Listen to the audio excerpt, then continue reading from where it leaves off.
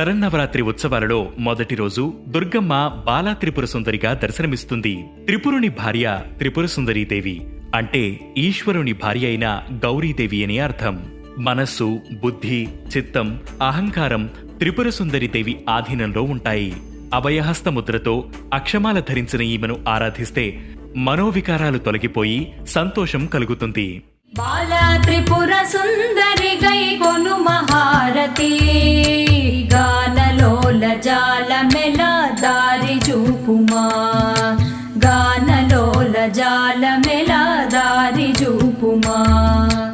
త్రిపుర సుందరీదేవి శ్రీచక్రంలోని త్రిపురాత్రయంలో మొదటి దేవత. షోడశ విద్యకు ఈమె అధిష్టాన దేవత. కాబట్టి ఉపాసకులు త్రిపుర సుందరీదేవి అనుగ్రహం కోసం బాలార్చన చేస్తారు. సత్సంతానాన్ని అనుగ్రహించే దేవతగా త్రిపుర సుందరీదేవి భక్తుల పూజలను అందుకుంటోంది. ఈ రోజు 2 నుంచి 10 ఏళ్లలోపు బాలికలను అమ్మవారి స్వరూపాలుగా పూజ చేసి కొత్త బట్టలు పెట్టాలి. ఓం ఐం హ్రీం శ్రీం బాలా త్రిపుర సుందరియే నమః అనే మంత్రాన్ని 108 సార్లు జపించాలి. అమ్మవారికి పొంగని నివేదన చెయ్యాలి. త్రిసతి పారాయణ చెయ్యాలి.